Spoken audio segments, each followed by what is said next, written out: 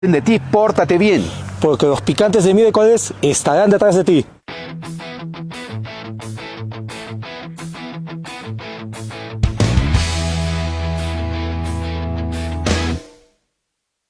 Si no quieres que hable de ti, pórtate bien. Porque los picantes de miércoles estará detrás de ti. Sus opiniones pican al entrar y salir. Picantes de miércoles estarán detrás de ti. La blanca y heroica ciudad ya no se dejará engañar, porque Ismael y Nilo no lo dejarán. Sus opiniones pican al entrar y salir. Picantes de miércoles estarán detrás de ti. ¡Qué rico! ¡Qué rico! Somos soluciones pensando en la gente. Arequipa se defiende con los picantes de miércoles. ¡Qué rico! ¡Qué rico!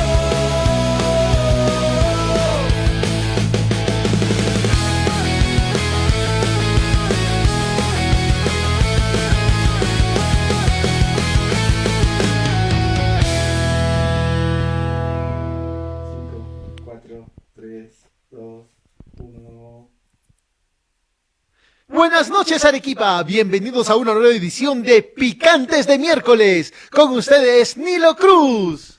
Buenas noches, amigos de Picantes de Miércoles. Bravo, bravo, bravo. Hay que empezar con toda la onda, con toda la energía. Ya estamos compartiendo, por supuesto, nuestra transmisión en Facebook, en YouTube y en TikTok. Así que le acabo de compartir al WhatsApp a mi invitado, que ahorita vamos a revelar quién es, para que lo compartan. Compartan también ustedes en Facebook, estamos como Picantes de Miércoles, y en YouTube estamos en el canal de, ¿cómo se llama el canal? De Crossover Perú, de nuestra productora. Y en TikTok también estamos como Picantes de Miércoles. Compartan, pongan like, comenten. También los invitamos a que nos sugieran temas, porque a veces nos piden temas especiales de preocupación, de actualidad de la ciudad de Arequipa, del Perú y también del mundo, por supuesto. Hoy vamos a tratar un tema muy importante, que es el balance de gestión de las municipalidades en Arequipa y del gobierno regional. Es un balance de medio año. Se supone que ya estamos a medio año, ya hemos terminado el mes de junio y nos quedan solo 6 meses para terminar el año. Y ya en este momento podemos hacer un pequeño corte para evaluar cómo va la gestión tanto en las municipalidades, sobre todo en la municipalidad provincial, como en el gobierno regional de Arequipa. Para ello hemos invitado y le damos la bienvenida, por supuesto, con el calor que estamos acostumbrados, al doctor Juan Carlos Callacundo Velarde, nuestro invitado especial. Él es especialista en gestión pública, docente universitario, y es funcionario municipal de larga trayectoria en varias gestiones, ha estado trabajando y tiene mucho conocimiento sobre lo que es la gestión pública, sobre todo la gestión municipal. Bienvenido, Juan Carlos. El saludo tenemos a la gente del TikTok y a la gente de Facebook acá en cámaras. Muy bien, gracias Nilo, gracias a todos los que están ya conectados por TikTok y por Facebook. Esta es una grata oportunidad de poder compartir esta mesa justamente para analizar lo que tú acabas de expresar, ¿no? Exactamente, a muchos alcaldes y a muchos gobernadores les faltan muy pocos días para poder dejar el sillón municipal. Sí. Exactamente 6 meses. 6 meses. Pero si tú le descuentas el último mes de transferencia, son 5 meses. 5 meses. Y con el proceso electoral, la campaña electoral son exactamente 1 o 2 meses teóricamente y prácticamente que van a estar al mando de los municipios y el gobierno regional para tratar de cumplir lo que han prometido hace exactamente 4 o 5 años atrás. Y eso significa que ya prácticamente han terminado su gestión, porque ya no hay mucho, o sea, simplemente falta liquidar algunas cosas, ya no van a poder empezar nuevos proyectos, ya no van a poder hacer nuevas obras. La verdad es que ya tienen que estar cerrando. Prácticamente ya está terminando su gestión. Aunque Ruxi Osco está iniciando su proceso y quiere hacerlo a toda velocidad y al galope de aquello que no se ha hecho durante aproximadamente 3 años y medio junto con su aliado que es Víctor Hugo. A pesar de que digan que no, han entrado por el mismo partido, son parte de la misma propuesta. A pesar de que se han peleado. Pero bueno, igual, lamentablemente, pues la alcaldesa ha entrado y al mes ya ha solicitado su licencia, ¿no? Entonces estará en licencia, me imagino que entre septiembre y octubre, ¿no? Se hace efectiva la licencia para estar en la campaña. Pero la verdad no sé si será candidata, ¿eh? Porque me parece que en la lista que ha presentado Sí. ha habido no necesariamente la cantidad suficiente de regidores, probablemente el jurado lo pueda determinar como inadmisible, ¿no? Sí, porque hay varios que están siendo declarados inadmisibles, ¿no? Y varios conocidos, ¿ah? Acabo de ver que el candidato que es actual alcalde de Socabaya, Muñoz, su lista también ha sido declarada inadmisible, aunque tiene un plazo para levantar observaciones. También la lista al gobierno regional de Berly González ha sido cuestionada, digamos, ha sido observada. En realidad hay varios que no van a pasar, no van a prosperar, pero en estos próximos días se sabrá quiénes finalmente son los candidatos finales, los que siguen en carrera y los que no. Es que el problema es que casi todos hacen sus listas al final del proceso, casi de inscripciones, ¿no? Por ejemplo, el de Derli a mí me sorprende, teniendo toda una maquinaria del gobierno regional, tenga muchas observaciones respecto Que a cada son uno de sus... infantiles, ¿no? O sea, son observaciones realmente tontas, ¿no? Claro, pero Falta de seguramente papeles, falta de acreditación de domicilio. lo más curioso es de que todos los candidatos a consejeros debían haber pedido licencia, ¿no es cierto?, si trabajaban en el sector público, Claro. cosa que no lo han hecho. Eso, por ejemplo, es insubsanable. Eso ya no No es eso subsanable. no se Entonces, puede al no ser subsanable, en todo caso ya no van a poder generar más cambios, entonces esas listas se van a caer.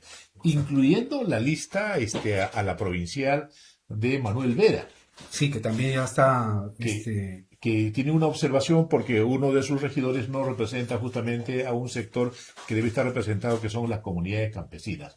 Y al no cumplir el requisito, también probablemente pueda entrar. pueda caerse. O sea, ese no solo insubsanable, cae ese candidato, sino toda la lista. toda la lista. Sí, pues. Entonces no cumple con las condiciones mínimas que se establecen. Entonces vamos a tener muchas sorpresas en las 2 próximas semanas y eso nos permitirá decir quiénes están en carrera y quiénes no están. Bueno, empecemos nuestro tema con unos cuadros que he preparado. Johan, por favor. El primero, a ver, veamos primero el de ese que es de gobiernos regionales. Consulta amigable mensual. Ya, pero ¿qué son? Del departamento. Ya, esos son los gobiernos regionales, ¿ya? Esos son los gastos, porcentaje de gasto, o lo que llamamos nosotros la ejecución. En porcentaje, ustedes van a ver en la última columna, porcentaje de avance, dice ahí, y el PIM, que es el presupuesto institucional modificado, que es el punto de partida. De ese presupuesto, ¿cuánto se ha ejecutado? Si buscamos Arequipa, por favor, busquemos Arequipa. Arequipa está en... No leo desde acá. ¿Tú lees? Está muy lejos el monitor. Amplíalo, por favor. 3.200. Amplíalo un poquito. Ah, ya, ahí está. 3.230.000. 235.670. Ya, el nivel de avance es 38.6%. Son 3.000 millones. Ya, son 3.000 millones, efectivamente. Ya, y el nivel de avance es 38.8%. Que en realidad, para que tenga una idea la gente, estamos a mitad de año. Entonces, teóricamente, deberíamos estar al 50% de la ejecución. Probablemente de esos 3.000 millones, ya muchos de estas cantidades, por lo menos estimo aproximadamente casi de 1 millón, han sido transferidos a los gobiernos locales. Ya. Es decir, O sea, 1.000 millones. les han ayudado más o menos a que puedan gastar. A pesar de eso, ¿no es cierto?, el gobierno regional no ha logrado hacer muy buena inversión. Entonces, ¿a qué se debe esto, no? Fundamentalmente se debe, pues, a la mala gestión de todos los proyectos de inversión. Todos los hospitales, todo el tema de los proyectos que ha ido ejecutando Roel, en este momento no tienen avances, tienen un montón de observaciones, tanto en la parte de supervisión, en la parte de los expedientes técnicos, y eso se va a quedar probablemente así hasta el final de su gestión, y venga otro gobierno regional que quiera un poco destrabar, como fue su primera tarea de destrabar los proyectos estratégicos que se había quedado en los gobiernos anteriores, ¿no? Ujú. Bueno, vamos a hacer un análisis estadístico de ese cuadro, ¿no? Lamentablemente no van a poder sacar los cálculos, pero yo tengo acá algunas cifras. Justamente este es el tema de mi artículo de mañana en Revelación. Acuérdense que todos los jueves sale mi artículo en la sección Cosmópolis AQP, y este es el tema de mi artículo. Y en él lo que he escrito es que a nivel nacional son 26 gobiernos regionales que tienen un presupuesto de 63.655 millones. El promedio de ejecución de todos los gobiernos regionales del Perú es de 39%. Entonces estamos viendo que el gobierno regional de Arequipa tiene un avance menor al promedio nacional. O sea, no está ni siquiera de la mitad para arriba, está de la mitad para abajo. ¿Y quiénes han ejecutado mejor a nivel nacional? Amazonas, que está al 46.3%, ya casi al 50%, Cerca. o sea, que sería lo ideal, ¿no es cierto?, al 50%. Loreto, que está al 46.1%, Pasco al 45%, Ica al 44% y Junín al 42.9%. Ahora, ¿quiénes están peor? Callao al 31.4%, La Libertad al 33.4%, Tumbes al 34.4%, Ancash al 34.4%.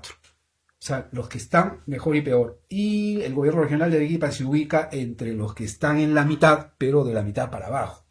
¿Qué significa en términos de evaluación esto, Juan Carlos? Mira, eso significa inadecuada gestión, por no decir deficiente gestión. Ajá. No, porque la palabra deficiente probablemente puede ser muy chocante para mucha gente, en el sentido de decir que no saben gestionar los recursos del Estado. Claro. Y para eso tienes como 4 indicadores que sí pueden hacerte ver, ¿no? Primero, por ejemplo, ¿no es cierto? Roel Sánchez no ha tenido estabilidad dentro de sus gerentes regionales y mucho menos con los gerentes sectoriales. Entonces, ha ido renovando y cambiando cada 3 meses, 2 meses, incluyendo ahora Derli, que tiene que pedir licencia.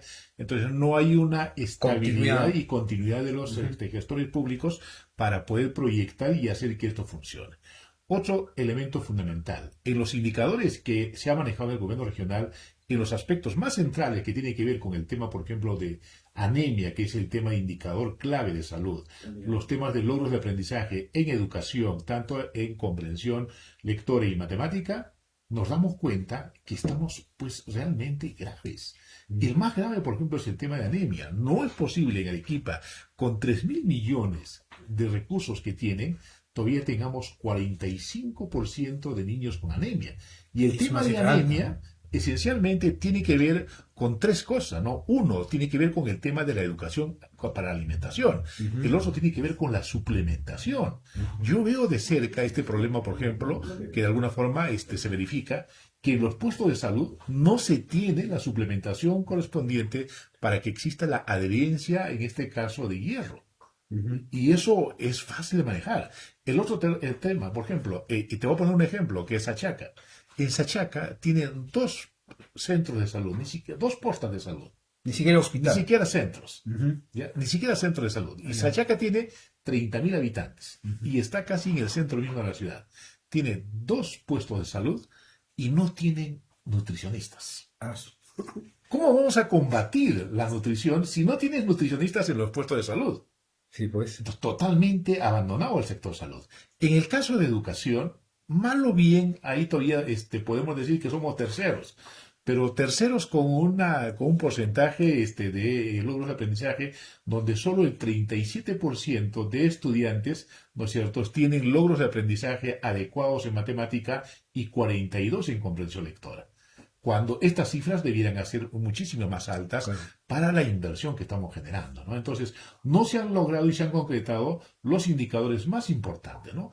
Eso a nivel social, ¿no es cierto? Claro, a nivel social. Tercero, Arequipa no ha despegado en estos últimos 4 años con grandes proyectos estratégicos. ¿Cuál es el proyecto estratégico de mayor envergadura, aparte de lo que está anunciando la inauguración de lo que es esta vía, esta Arequipa-La Joya, con la apertura del puente? Del puente. Y podríamos decir que eso no es la gestión de él, sino es la gestión de los gobiernos anteriores que él está tratando de concretar. Pero una obra estratégica gestada en este No hay gobierno ninguna, regional, ¿no? desde el expediente técnico, ¿cuál sería? Yo no veo ninguna obra grande, digamos, de envergadura, ¿no? Ninguna. Ninguna. Entonces, ¿eso qué hace? ¿Qué te expresa? De que no han habido técnicos que te permitan articular proyectos de esa envergadura y de esa característica. Y un cuarto componente, a pesar, ¿no?, de que Roel Sánchez vino con los pergaminos académicos y al mismo tiempo también de la capacidad de liderazgo, la capacidad de liderazgo de la región de Arequipa en el universo de los gobiernos regionales a nivel nacional no se ha sentido. No sé si tú lo has sentido. ¿Cuál ha sido el papel descollante? ¿En qué ha arrancado de repente los presupuestos del gobierno central? ¿Cómo ha canalizado? A lo contrario, ¿no es cierto? Acabó entregando Majes Iguas 2 Al ¿no es gobierno cierto?, central. al gobierno central. Acabó entregando Corío al gobierno central. Acabó entregando mucho de aquellas competencias que tenía el gobierno regional al gobierno central. Entonces, en estos cuatro factores que de pronto enumero, nos hace ver exactamente que la correlación con lo que él ha invertido es casi igual, ¿no? Sí. Entonces yo creo que tenemos ahí un primer calificativo, ¿no? O sea, si le tuviéramos que poner nota, estaría entre un nivel desaprobatorio a regular, ¿no? Porque tampoco, acá en la comparación que hemos hecho, hay gobiernos regionales que están peor ubicados en ejecución de gasto, y el que más vergüenza da, pues, es el Callao, ¿no? O sea, el Callao está con 31% de ejecución. Pero, entonces, a nivel ya de infraestructura, de los grandes proyectos, ¿qué crees que hizo falta o qué había que empujar y no se empujó? Por ejemplo, ya mencionaste dos, ¿no? De la carretera a La Joya y el de Corío, por ejemplo, ¿no? Y el de Majes, ¿no? Claro, cuando tú revisas un poco el plan de gobierno que Roel Sánchez ha presentado, hablaban de algunos elementos que eran atrayentes, ¿no? Por ejemplo, convertir Arequipa en una ciudad esencialmente, ¿qué le llamaba el nombre esto de la parte tecnológica? En un hub tecnológico. Un hub tecnológico. Ujú. ¿Cuánto han avanzado en el hub tecnológico? Bueno, ni Hay siquiera el colegios parque que- tecnológico que ya propuesto está construido, ¿ah? Claro, entonces, ¿cuánto han avanzado en eso? Nada. Casi nada, pues. No sé si tienen incluso el proyecto de inversión. Bueno, Se aparentemente quedó en no. ideas. Sí. Se quedó en ideas. Entonces, por ejemplo, si él ha podido Perdóname, ahora que me acuerdo, él ha creado la gerencia de innovación e investigación. ¿Te acuerdas que eso no existía? ¿Y qué ha habido de eso? ¿Y qué fue de los gerentes? ¿Qué es lo que han hecho? No sé, no hay noticias, ¿no? Y es un mal indicador, pues si no hay noticias es porque no ha habido nada que mostrar, digamos. Claro, entonces ahí hay un problema, ¿no? Incluso Roel Sánchez se llevó a todo su equipo de investigadores, de académicos de la ONSA, y muchos el día de hoy están siendo incluso procesados administrativamente por incumplir algunos procedimientos simplemente de carácter administrativo, ¿no? Entonces, eso nos hace ver que ha faltado un equipo técnico que le permita soportar. Sé que también por información interna, que el gobierno regional pues es un monstruo gigante, Claro, ¿no? es enorme. Donde los trabajadores tienen definitivamente algunos espacios de poder que controlan directamente. Bueno, hay que decirlo como tal, ¿no? Hay mafias. Hay mafias. Del gobierno regional. Claro, hay mafias que están metidos con corrupción, hay mafias que controlan las ejecuciones de gasto y algunos procedimientos que de alguna forma se plantean. Entonces, no sé si logró con ellos afianzarse o negociar. Y el otro gran problema, así pues, lamentablemente, y también hay que decirlo, es Luz Marina. Ah, bueno, la jefasa. ¿No es cierto? Luz Marina ha sido una piedra en el camino, un obstáculo que no ha logrado desprenderse y que de alguna forma le ha generado mucho ruido al interior. Y todas estas cosas... Perdóname que yo discrepe contigo un poquito al respecto.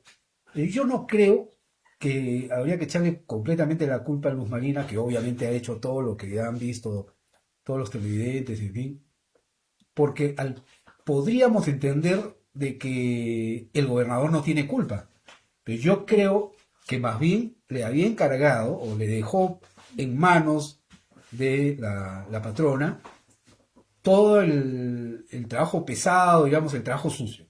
Esa es mi hipótesis. ¿Ya? O sea, yo no me meto, tú haz los contratos, haz los tratos, las negociaciones. O sea, le ha hecho el trabajo sucio al gobernador. Esa es mi hipótesis. No lo supo hacer en todo caso en el trabajo, ¿no? Sí.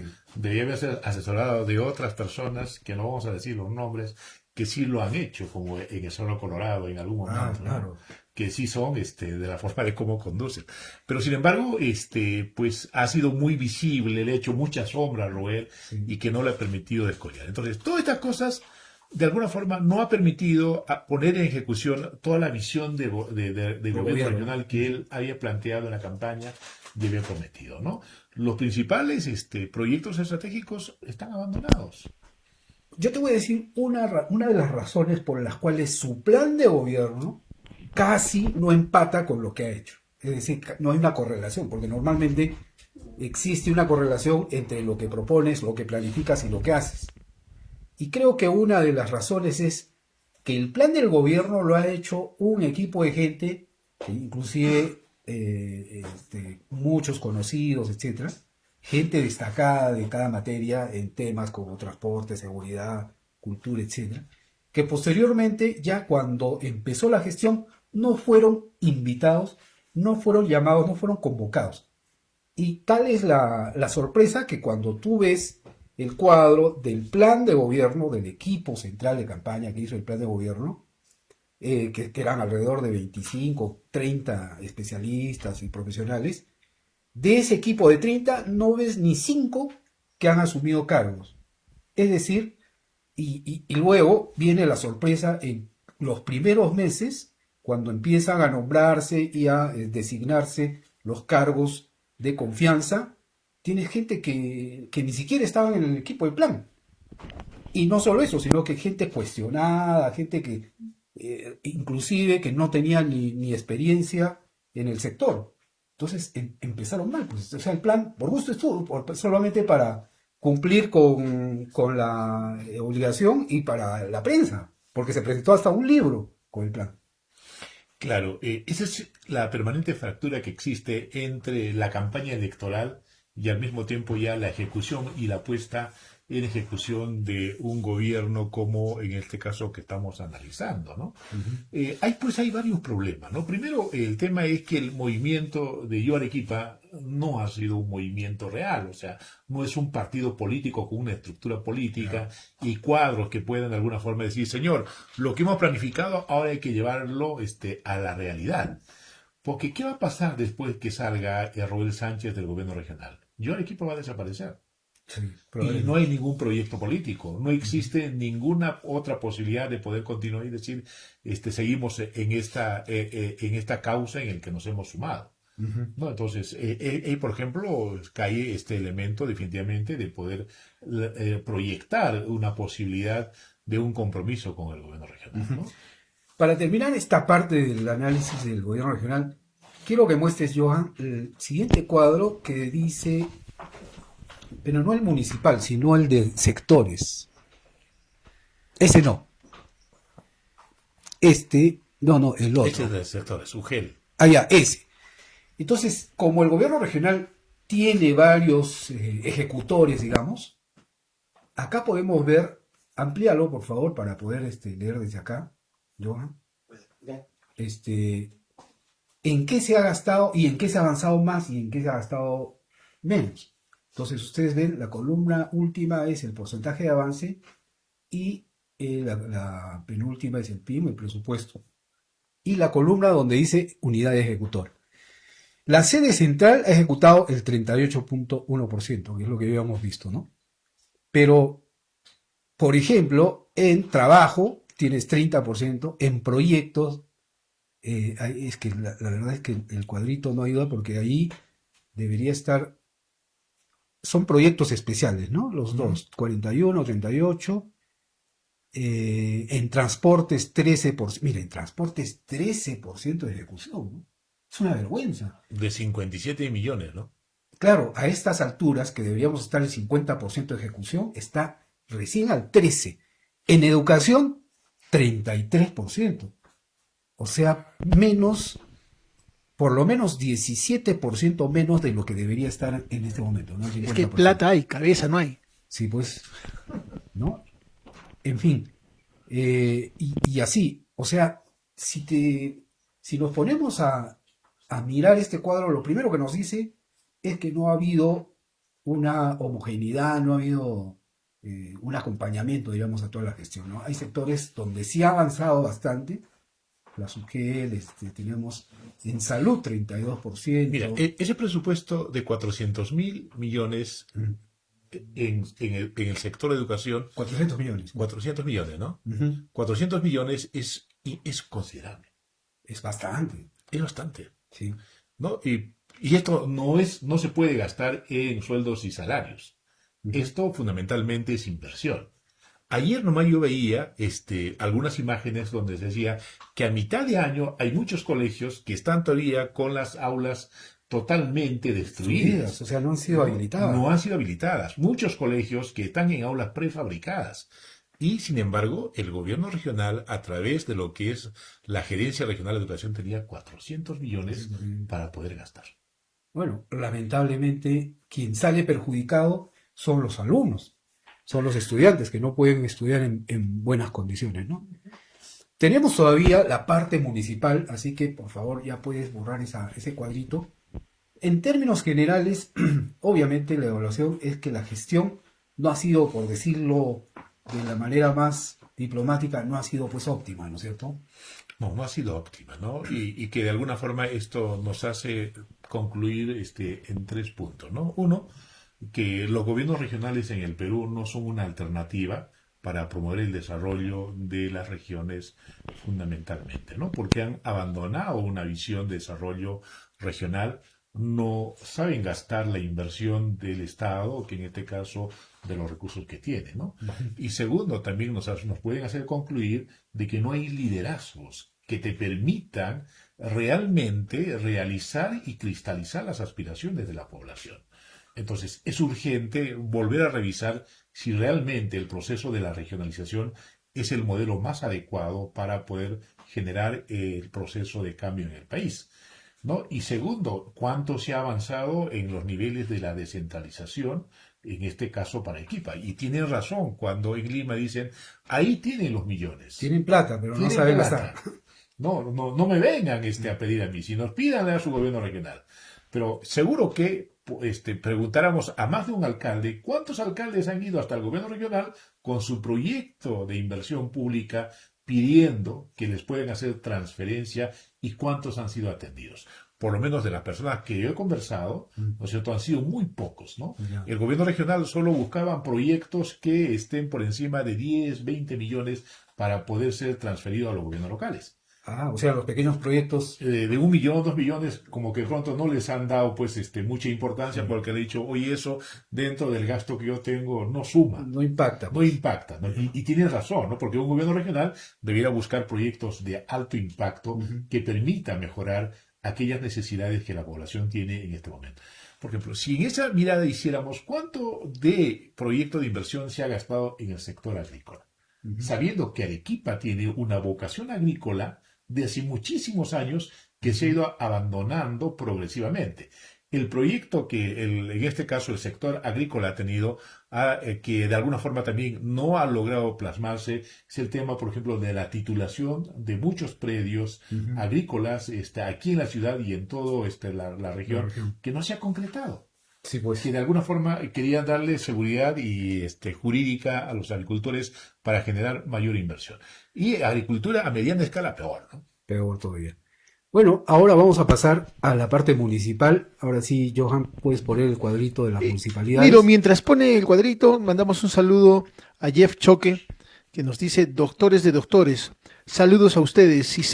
Ustedes sí saben, un fuerte abrazo, buenos funcionarios. Muchas gracias, Jeff. Sí. Jeff Bezos. Un saludo también a Cintia, que nos pone, dice, ese par está diciendo el panorama real de evaluación de nuestra política. De lujo el programa. Bueno, Saludos, muchas Cintia. gracias, Cintia. Ahí tenemos el cuadro de ejecución. Estamos haciendo, para los que recién se conectan, una evaluación de medio año de la gestión municipal y la regional. En el caso de la municipalidad, tenemos acá el ranking de ejecución de gasto de las municipalidades de la provincia de Arequipa. En la última columna ustedes ven avance porcentaje, eso significa cuánto en porcentaje se ha avanzado en el gasto del PIN, que es la columna anterior, que es el presupuesto institucional modificado, que es con lo que se trabaja, ¿no? En el caso de la Municipalidad Provincial de Arequipa, por ejemplo, esta consulta, por si acaso, ha sido hecha hoy, del MEF. Es una consulta hoy día, y la fuente oficial es la consulta amigable del MEF, y obviamente hace un trabajo del equipo de Picantes de Miércoles. Así que son datos confiables. La ejecución de la Municipalidad Provincial de Arequipa al día de hoy es del 29.4%, o sea, ni siquiera llega al 30%. Y les voy a hacer un resumen de lo que... Sí, pero ahí hay que precisar un poco, Nilo. Sí. Tienes un presupuesto de apertura que en el caso de la provincial ha sido de 241 millones aproximadamente. Ya. Y luego tienes la otra columna de ejecutados, que tiene que ver con el tema de devengados. Ajá. Que en el caso de los datos que tengo, que también ha sido justo este ayer, que hemos estado un poco analizando, Ya. se ha hecho más o menos una ejecución de estos 241, 88 millones, ¿no? Que habría más o menos una ejecución de 36.6%. Ya. Pero entre más y menos, más o menos está por ahí la ejecución de la municipalidad provincial, que en este caso es bastante bajo. Sí, bastante bajo. Esto es crudamente lo que arroja el MEF de la ejecución porcentual, ¿no? Sin considerar devengados, como tú dices. Ujú. Porque devengados implica también lo comprometido. Claro, O sea, comprometido. los compromisos. Pero esto es ya lo desembolsado. Entonces, en la ejecución pura y dura está con las justas llegando al 30%. Tenemos otras cifras antes de Claro, analizar. aquí mira, ¿quién es el que encabeza del cuadrito que yo tengo? Y de alguna Ya. forma lo has ordenado. Yarabamba es el que tiene el primer lugar en inversión, ¿no? Ellos tenían un PIN de 163 millones y han ejecutado y devengado 104 millones. ¿Cuánto es su ejecución? 63%. Me parece muy bien esa inversión, pero ahora habría que ver la calidad de esa inversión. ¿En qué se ha ejecutado? Una aclaración. Tú estás hablando de presupuesto de inversión. Proyecto de inversión, sí. Ya, porque yo tengo el PIB total y quien encabeza en la consulta que yo hice hoy día, es la Municipalidad de La Joya con 59.2% de ejecución. Claro, segundo estaría La Joya, ¿no? Porque según este análisis que yo tengo, tenía 78 millones, al final acabarían comprometiendo 43 millones y tiene una ejecución presupuestal del 60.7%, aproximadamente, ¿no? Por ahí va. Y en tercer lugar estaría teniendo mejor ejecución Pau Carpata, que tenía un presupuesto de apertura de 107 millones y acabó ejecutando 56 millones y tiene más o menos un porcentaje de 63. En cuarto lugar está Alto Selva Alegre, luego Santa Isabel de Siguas, Characato, Sachaca, Miraflores. Ya, pero los preocupantes son los que están al Los final. que están últimos. Claro, el último, increíblemente, y eso seguramente es una situación de análisis, está el sitio más pobre, que es San Juan de Tarucán. Y es la segunda o tercera vez que quede en esta ubicación, ¿no? San Juan siempre Claro. ha sido entre los más... Tenía Vamos. 19 millones para poder generar la inversión. ¿Cuánto han gastado? Solo 4 millones. O sea, su ejecución es de 24.6. Y en el penúltimo lugar está el alcalde que quiere decir alcalde provincial, Cerro Colorado. ¿No? Cerro Colorado tenía un presupuesto de apertura de 327 millones. Y solo han logrado ejecutar 80 millones, ¿no? Y tienen una ejecución presupuestal de 24, ¿no? Y el antepenúltimo está Polobaya. Bueno, es un distrito pequeño, ¿no? Pequeño. Igual está Chihuahua, pero dentro del Santa Rita de Siguas también. dentro del rango de los peligrosos, ¿quiénes están? O de riesgo muy bajo. Está Sabandía, Quequeña, Vito, San Juan de Siguas, Tiabaya.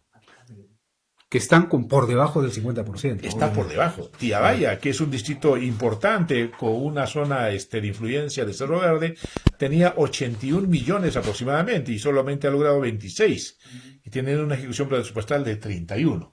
Y según algunas fuentes que yo tengo, por ejemplo, se dice que Tiabaya incluso en gasto corriente, está en este momento en rojo. No está en negativo y no saben realmente de dónde sacar plata para poder culminar el año. Ya. Nos están escribiendo por interno de que las cifras no coinciden. Hay que aclarar que los datos que hemos puesto acá en la pantalla, los que ven ustedes en pantalla, es la consulta amigable de hoy día, del día de hoy, y solo hemos tomado en cuenta la columna del PIB y la columna del porcentaje de avance. No estamos tomando en cuenta los devengados como sí lo ha hecho el doctor Juan Carlos Callacondo. Por eso las cifras que él está mencionando son un poco más Sincerado, ¿no? benevolentes, digamos, ¿no? Sí. Porque en tus cifras están pues avanzando más, ¿no?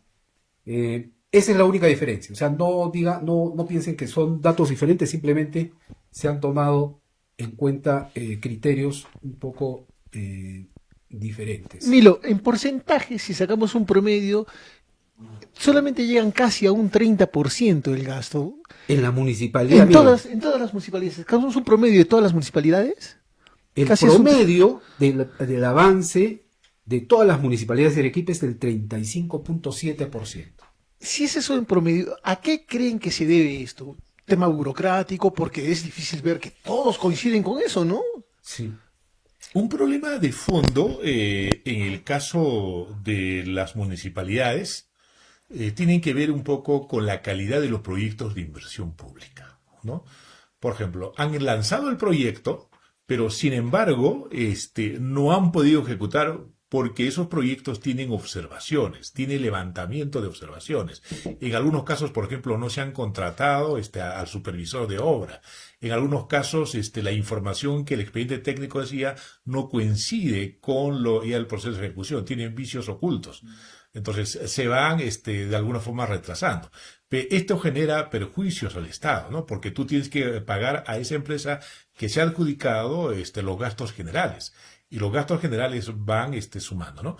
Por ejemplo, hay proyectos que al empezar han estado presupuestados en 8 o 10 millones, pero con la reestructuración de los costos van subiendo a 12, 24, 30 millones, y de tal forma esos proyectos acaban devorándose el otro recurso que probablemente no se ha ejecutado. Entonces, casi la característica de todas las municipalidades son problemas de la calidad de los proyectos que se han formulado, y estas definitivamente pues se han hecho con plantillas, y esas plantillas, cuando estás ya en la realidad, no calzan con la realidad exacta como tal, ¿no?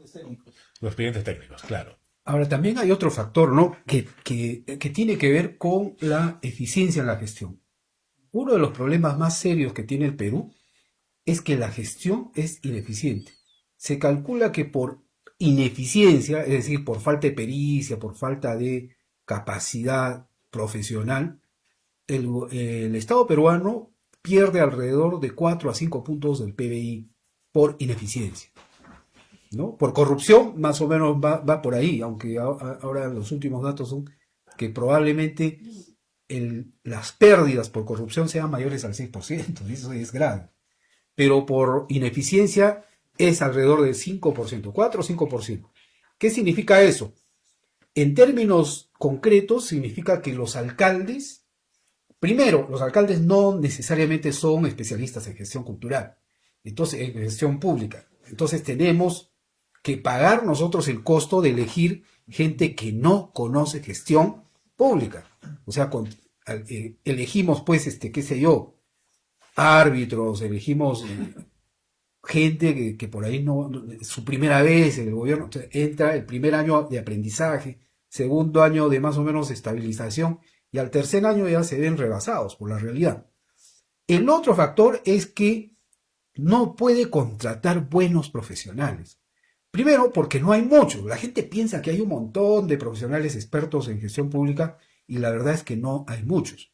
Lo que sí hay muchos es gente que improvisadamente son introducidos en la gestión municipal o regional por amistad, por cercanía política, por favores políticos, cuando no, por razones mucho más oscuras, ¿no? Claro, hay profesionales que son muy buenos, pero no tienen experiencia en gestión pública. Pero sin embargo, uno de los requisitos es 3 años en gestión pública. ¿Y cómo ingresas a eso si no has estado en gestión pública? Claro. Es que el problema es que hay mucho clientelismo político, o sea, todos los candidatos hacen campaña 3 o 4 años. Yo conozco uno, por ejemplo, en Caima, que los 4 años se ha pasado haciendo campaña electoral. Ahora, que en esos 4 años, ¿cómo ha solventado su campaña? Probablemente, pues, que las empresas, que en este caso son proveedores de la municipalidad, les ha ido dando poquito en poquito. Y cuando llegan al gobierno local, ¿quiénes son los dueños realmente de esa gestión? Aquellos que han invertido. Y no solamente los proveedores, sino también aquellas personas que están de alguna forma detrás.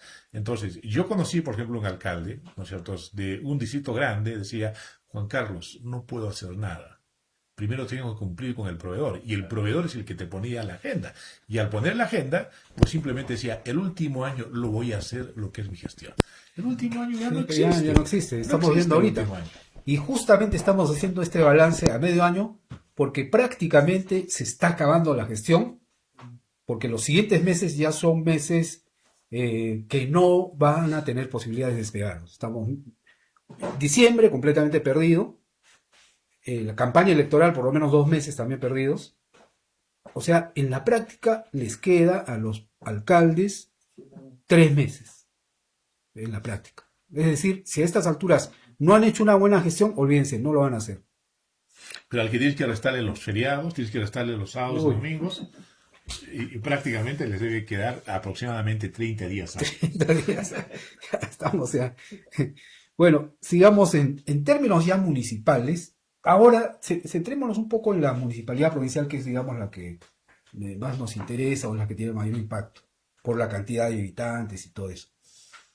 ¿Cuáles crees que hayan sido los déficits de esta gestión?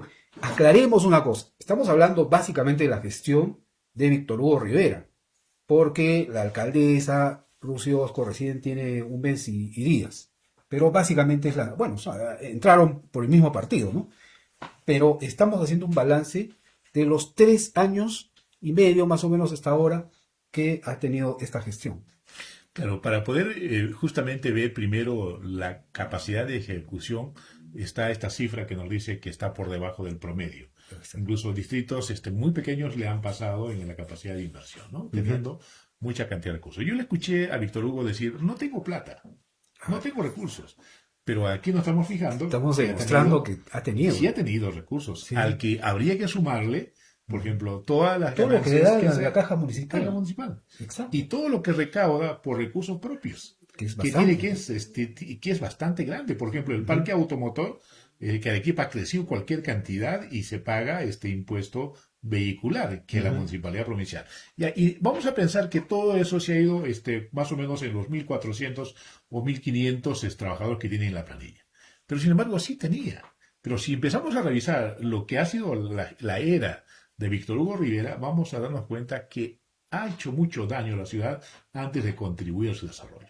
Vayamos por el tema más preocupante, que es el Sistema Integrado de Transportes, el famoso SIT. ¿Qué pasó con el sistema famoso SIT? Él dijo: a los 3 meses yo resuelvo. Han pasado 3 años. 3 años y nada. Y nada. Pero no solo nada. Yo creo que ha perjudicado, porque al darle falta de continuidad, al no darle continuidad y al no cumplir con los plazos, porque habían plazos, pues, habían etapas. Ahorita ya deberíamos haber estado en la etapa ya Fase operativa. en la fase operativa, ¿no? Pero se ha perdido todo ese tiempo, ¿no? Es que el problema es que Víctor Hugo Rivera se ha sentado con los informales en la gestión. Y los informales han puesto la agenda de la gerencia de transportes, y hay un dirigente muy conocido que rondaba y decía qué es lo que tenía que hacer.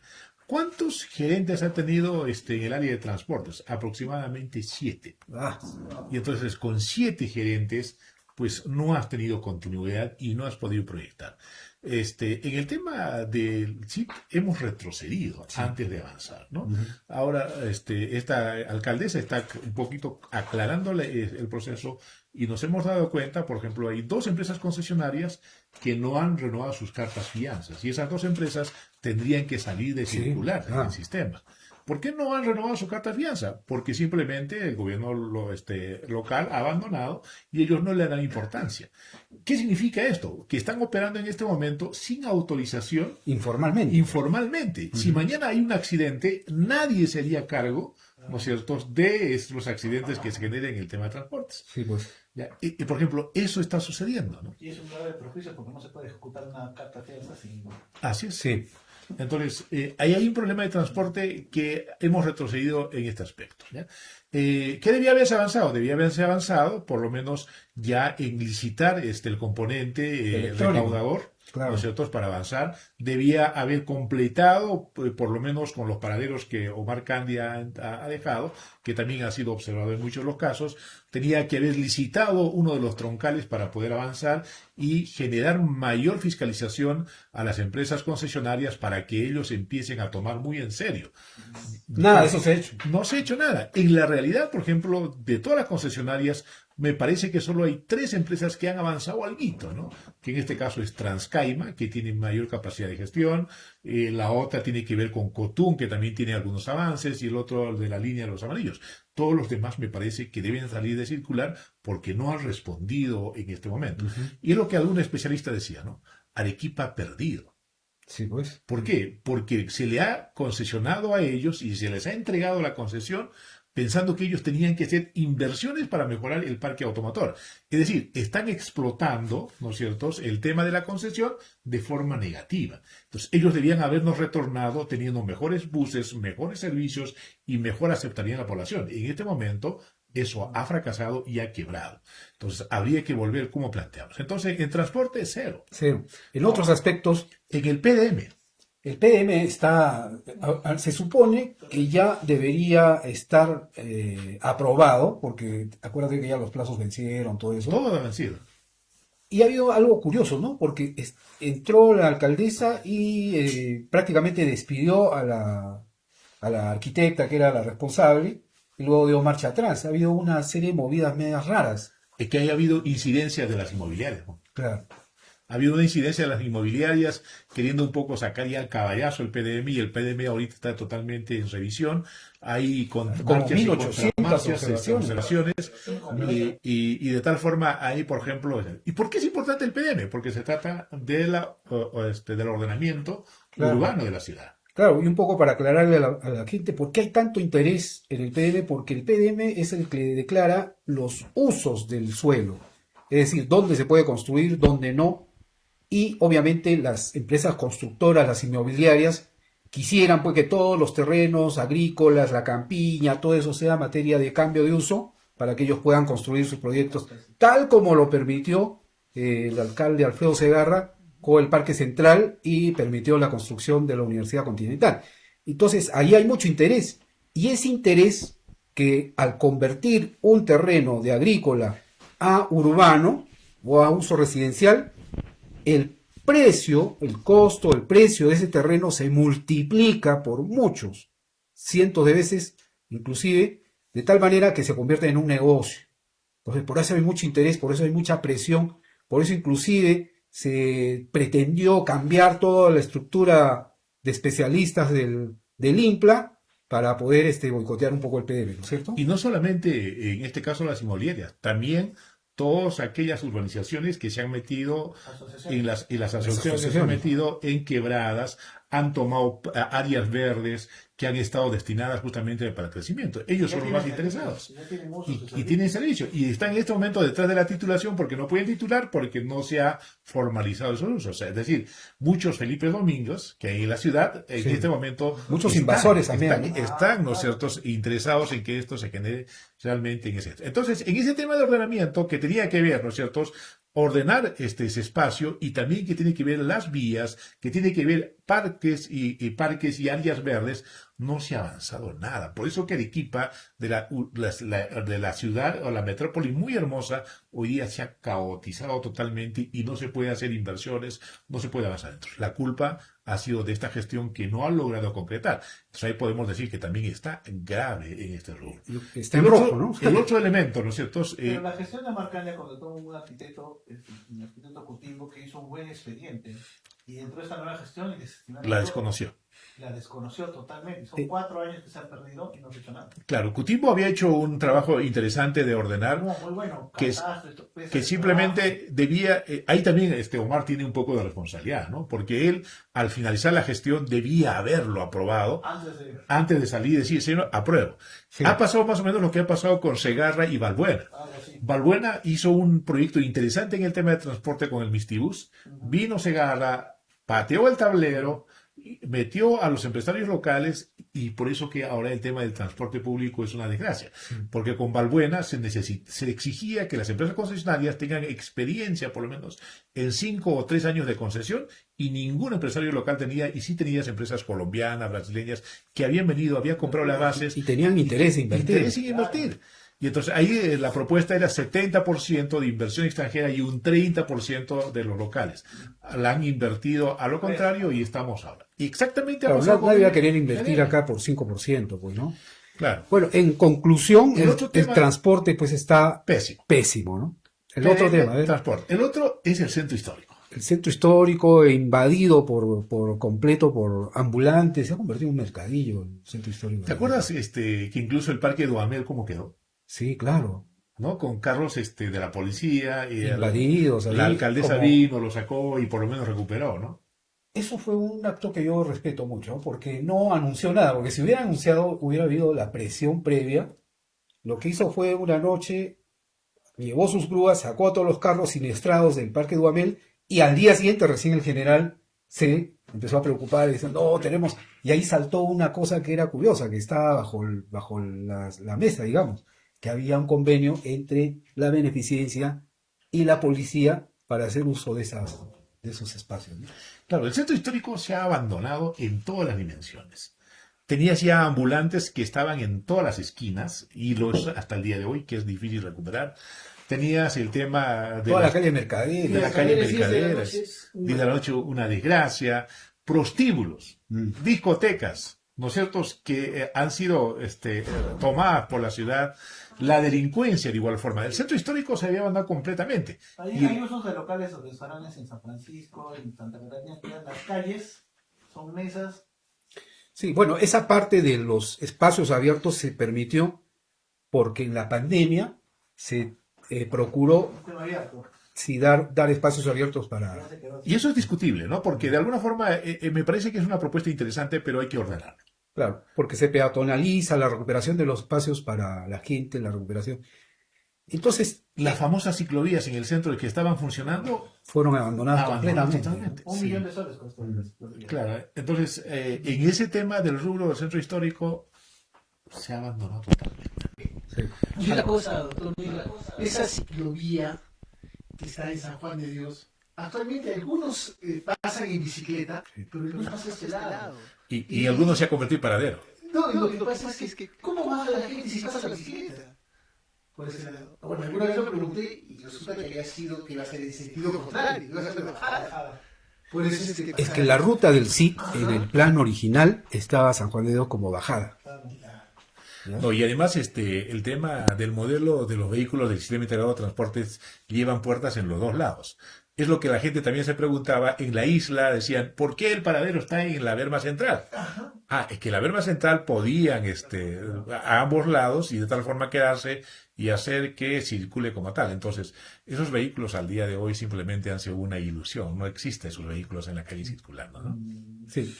Otro aspecto que es importante es el de la seguridad. Si bien la municipalidad tiene un papel secundario ahí a través del Serenazgo y de la policía municipal, sin embargo es importante anotar que Arequipa está entrando pues en un caos así de seguridad terrible, ¿no?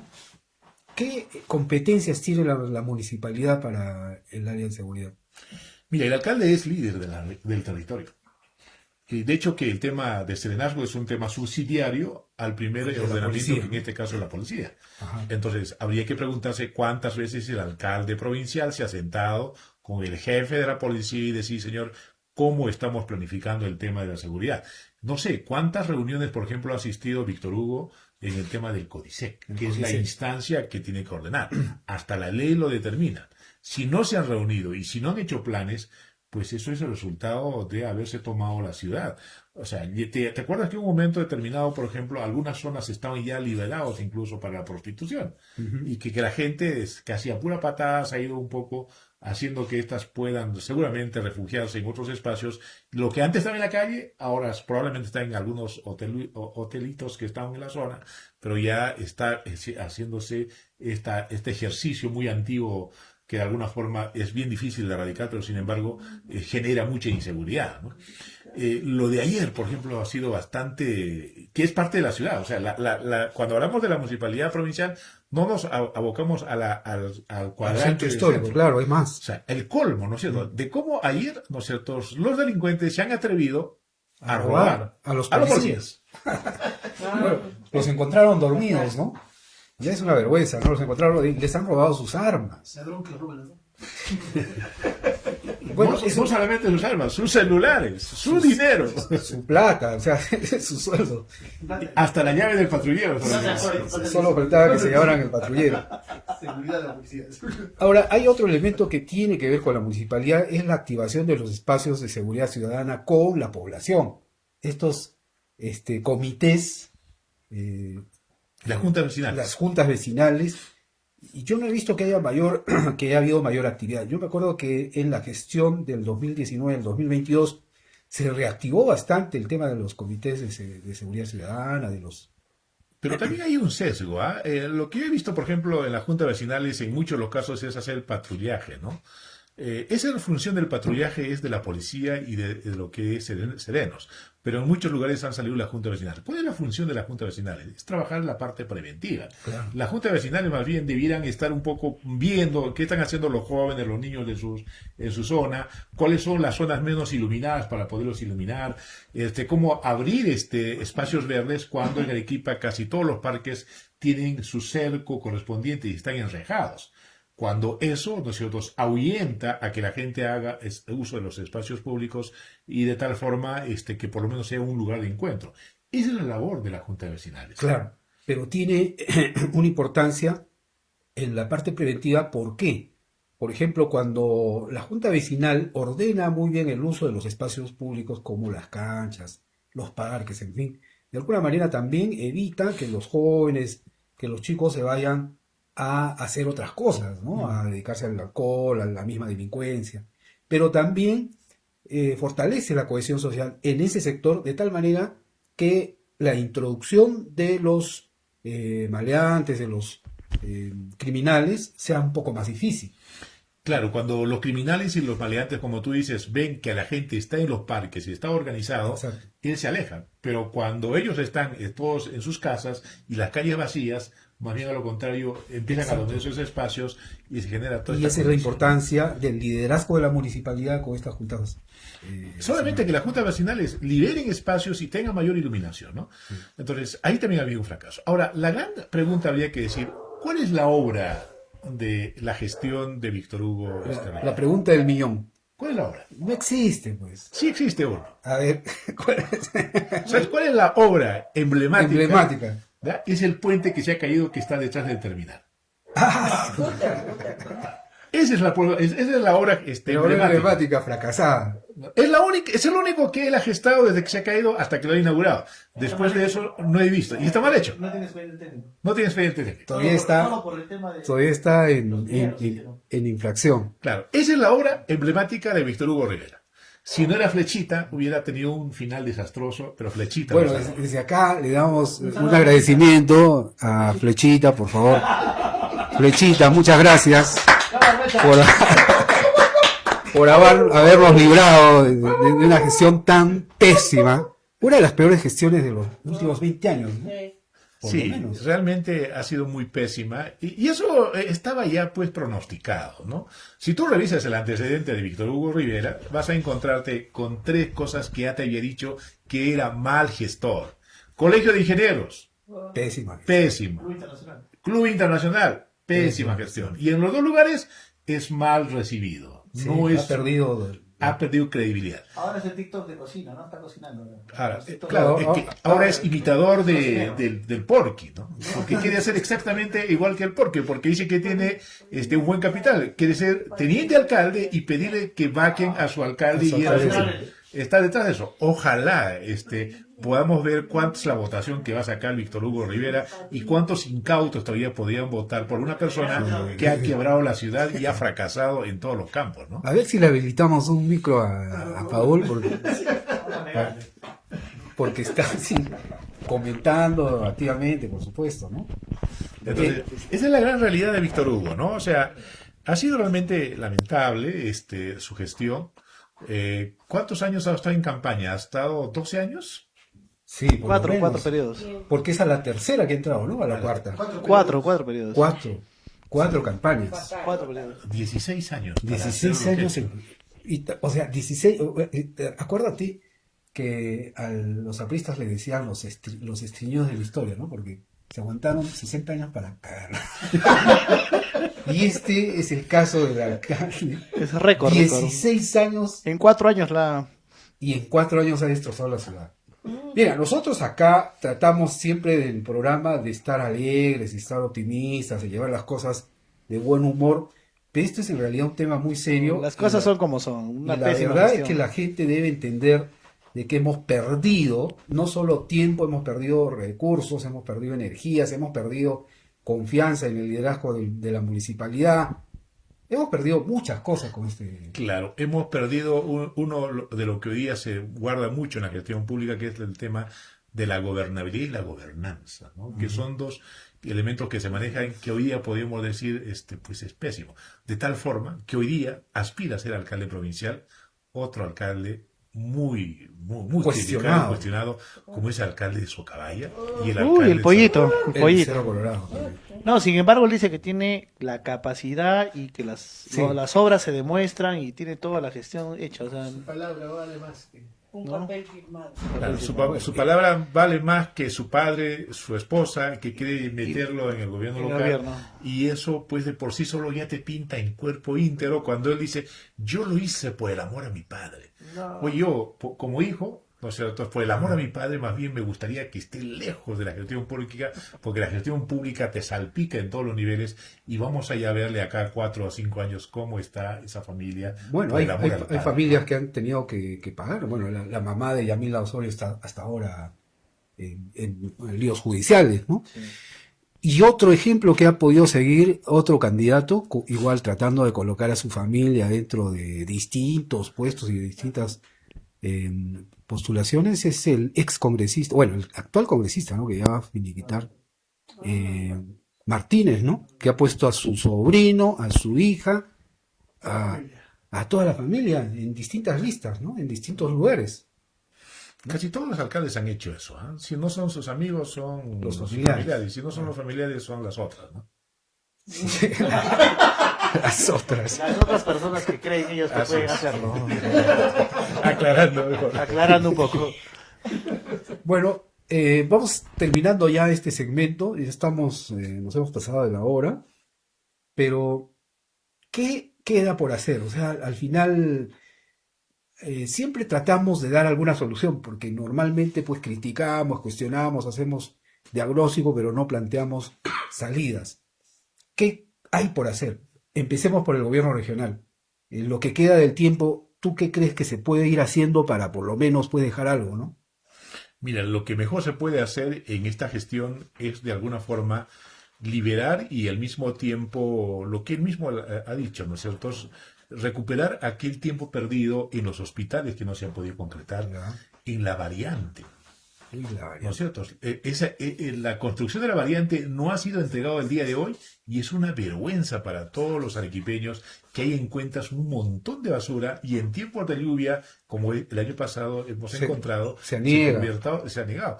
¿Eso por qué? Porque la obra no ha sido entregada, no ha sido cerrado. Pero que muy bien, ¿no es cierto?, este gobernador puede sacar de repente alguna iniciativa en este Congreso que está aprobando todo, de cerrar eso como está y entregar a los distritos para que los distritos también puedan realizar algunas obras en el que están directamente vinculados complementariamente en esta variante. ¿Qué otras cosas más podemos pedir? Doctor, levitamiento. La salida de Arequipa a Juliaca. Claro, ese es otro gran problema, ¿no?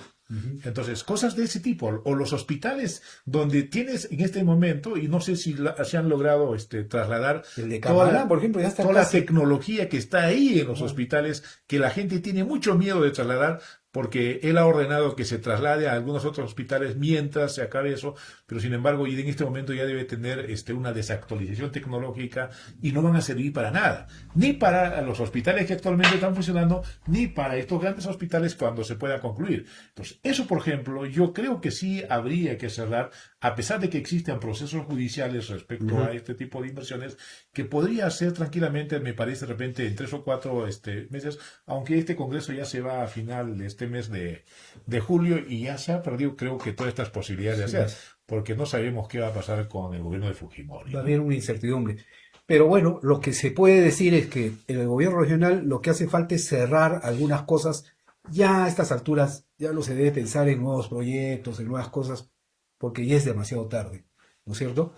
Y en el caso de la municipalidad provincial, ¿qué recomiendas tú? ¿Qué es lo que ves que se puede terminar, que se puede hacer? Mira, lo único que se puede hacer con un poquito más de tiempo y detenimiento es recuperar el centro histórico. En el sistema interior de transporte ya no puede ser nada, ¿no? Y simplemente en el caso del PDM apurar y de alguna forma concluir y tener un documento, mal o bien, que de alguna forma ordene el proceso. ¿Qué más puedes hacer en el municipio provincial? Prepararte frente al fenómeno del niño que va a empezar probablemente ahora en diciembre, ¿no? Entonces, ver, por lo menos limpiar las torrenteras, organizar a la gente, que medianamente lo podrías hacer, ¿no? Pero luego pensar en proyectos para la ciudad, nada, ¿no? A pesar que el próximo año creo que ya se viene el quinto Quinto centenario. el quinto centenario. Sí, pues, sí, pues, el quinto centenario está próximo. Ahorita que estaba pensando en qué se puede determinar, se me ocurre, la municipalidad provincial debería entregar ya a la ciudad el museo Tumbas de Selva Alegre, que nosotros dejamos construido y que solo faltaba equipar, faltaba simplemente la implementación. 4 años, 3 años y medio, y no hizo nada el alcalde, porque recibió esa infraestructura que está, para la gente que no conoce, está frente al Colegio Militar. Hay un museo de sitio, que sería el primer museo de sitio y el único museo de sitio de la ciudad, con las tumbas de cultura inca y distintas culturas, sobre todo bueno, y ese museo nosotros habíamos propuesto que se llame Eloy Linares Málaga, en honor y en homenaje a quien hizo estudios y contribuyó mucho al conocimiento de la cultura chulajón. Nosotros creemos que ese museo de sitio debería ser el Museo Chulajón, con el nombre de Eloy Linares Málaga, y ya se ha dejado un expediente ahí, un fruto de una consultoría realizada por arquitectos especializados en museología. O sea, no fue cualquier persona. Dejaron ya el expediente hecho, era solamente aplicarlo y ponerlo en actividad. Yo creo que podría alcanzar hasta antes de diciembre y entregarlo a la ciudad para su uso, porque ahorita no se puede entrar al museo, faltan caminerías, faltan las obras de arte, falta toda la parte ilustrativa, la museología, la museografía. Entonces es una de las cosas que para cultura, por ejemplo, sería una magnífica iniciativa si logra hacer esta alcaldesa. Nilo, ¿y algún proyecto está proyectado en lo que era la cárcel siglo XX? Sí, pero eso todavía va a tener que pasar mucho Eso tiempo. no lo van a poder hacer. El siglo XX se estaba pensando, y bueno, es bueno decirlo ahora porque es parte de la aspiración que tenemos los gestores culturales. Se había proyectado y se había pensado hacer el centro cívico. Es el único terreno de esa magnitud y de proximidad al centro que tenemos en Arequipa, de tal manera que ese terreno puede convertirse en un centro cívico que tenga teatro, que tenga museos, que tenga biblioteca, que tenga auditorios, que tenga un teatro, por ejemplo, que en Arequipa hace mucha falta. Nosotros no tenemos un teatro de 2.000 a 3.000 personas que permite traer orquestas sinfónicas, ballet, ópera, teatro de muy buena calidad, etc. Nosotros tenemos esa dificultad. Una ciudad como la nuestra, de más de 1.300.000 habitantes, debería tener un teatro de por lo menos 3.000 personas, como Córdoba, por ejemplo. Córdoba tiene su teatro de 3.000 personas. Nuestro teatro municipal tiene 800 sitios, o sea, no alcanza, es un teatro chico, ya quedó Y chico. abandonado. Sí, y el Palacio de Bellas Artes llamado Vargas Llosa, que para mí es un coliseo de pelea de gallos, debería ser derrumbado y ahí construir otra cosa mucho mejor. Pero ya había un proyecto, me parece, de derrumbar y bajarse. Bueno, ya hay una orden judicial, una sentencia judicial que ordena a la municipalidad que destruyan el domo, pero obviamente la gestión municipal tiene que ser responsable y en lugar de solo destruir tiene que reemplazar con otro proyecto. Y en la época del 2019 al 2020 se hizo un convenio con el Colegio de Arquitectos para que sea el Colegio de Arquitectos el que conduzca el concurso de proyectos sustitutorios. Pero Claro. lamentablemente llegó la pandemia, se desorganizó todo, el Colegio de Arquitectos también dejó de cumplir esa Es que se ha función. perdido el foco del centro histórico, ¿no? Sí. Y de tal forma que se ha distraído en una infinidad de cosas. Yo tranquilamente considero que tanto este proyecto que acabas de mencionar y el de Vargas Llosa podía ser construido por obras por impuestos. Sí, claro. Cualquier empresa, si tú le presentas un buen proyecto, mañana invierte y en un año tienes el proyecto construido. Sí. ¿No? Y creo que esa es un poco la alternativa hoy en día de ver cómo canalizamos a través de la inversión pública, a través de este sistema de lo que es la inversión de las empresas. Porque aunque los costos son bastante altas, pero son efectivas, ¿no? Como por ejemplo el Palacio de Caima, el Palacio Municipal de Sí, Caima, ha sido que de hecho que haya habido, ¿no es cierto?, otro tipo de cosas, pero sin embargo tienes el palacio y ya has resuelto un problema, por lo menos para la burocracia de Caima, de repente no has resuelto la mirada de desarrollo de Caima, pero sin embargo está la obra, por lo menos te retorna algo de esperanza, ¿no?, en que se puede hacer algo. Alguien decía por ahí, ¿qué cosa debe hacer esta gestión hasta diciembre? Dice, hacer un monumento a la flechita. Esa sería la obra cumbre y a Arequipa le estaría completamente agradecido, ¿ya? Así que Oye, en Arequipa hemos tenido perros muy históricos, ¿no? ¿Te acuerdas el perro de la onza? el Scooby, claro, ha sido estaban diciendo que iban a hacer un monumento a Scooby por ahí, pero creo que no sé en qué quedó esa idea. Y no el fantoche del alcalde de Altos del Valle, que ha hecho su clínica Scooby, con un chilina y con vehículos que aparentemente estaban ya con parte del proyecto y que eran prestaditos nomás por un momento determinado. Ajá. No sé cómo acabó esos espacios, ¿no? Sí.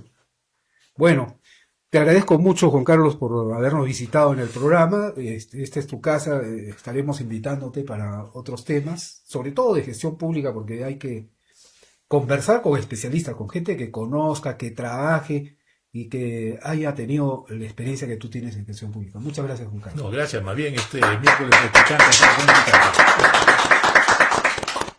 Regresamos en un minuto y medio exactamente, y para hablar de otros temas de actualidad que nos preocupan mucho. Uno de los temas es la posibilidad del terremoto que se ha anunciado. Ha pasado la tragedia en Venezuela, que ha ocasionado ya casi 2.000 muertos, y Arequipa pues está en una zona sísmica, telúrica, que puede tener el riesgo de terremoto. Vamos a dar algunos consejos de cómo protegerse en caso de terremoto. Con ese tema y otros más regresamos enseguida en Picantes de Miércoles. Estarán detrás de ti.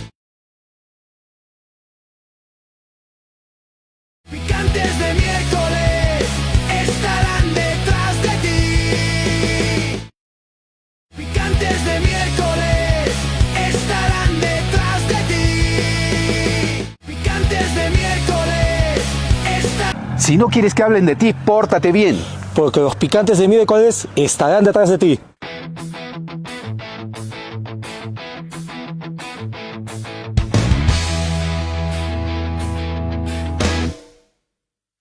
Si no quieres que hable de ti, pórtate bien. Porque los picantes de miércoles estará detrás de ti. Sus opiniones pican al entrar y salir. Picantes de miércoles estarán detrás de ti. La blanca y heroica ciudad ya no se dejará engañar, porque Ismael y Nilo no lo dejarán. opiniones pican al entrar y salir. Picantes de miércoles estarán detrás de ti. ¡Qué rico! ¡Qué rico!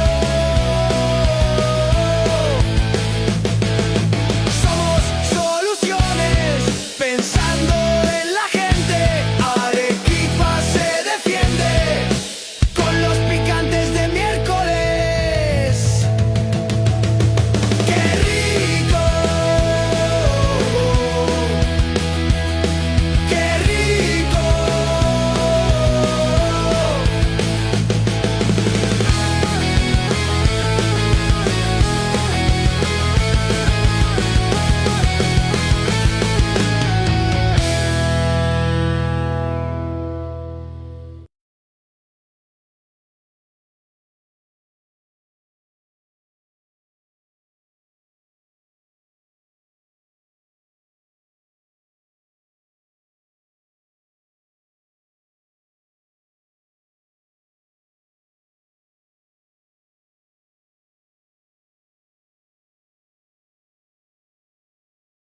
Si no quieres que hablen de ti, pórtate bien, porque los picantes de miércoles estarán detrás de ti.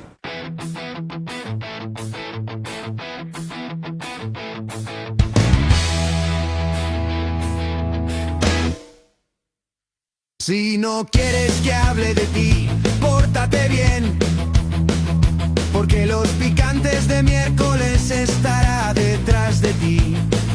Sus opiniones pican al entrar y salir. Picantes de miércoles estarán detrás de ti. La blanca y heroica ciudad ya no se dejará engañar, porque Ismael y Nilo no lo dejarán. Sus opiniones pican al entrar y salir. Picantes de miércoles estarán detrás de ti. ¡Qué rico! ¡Qué rico! Somos soluciones pensando en la gente. Arequipa se defiende con los picantes de miércoles. ¡Qué rico! ¡Qué rico!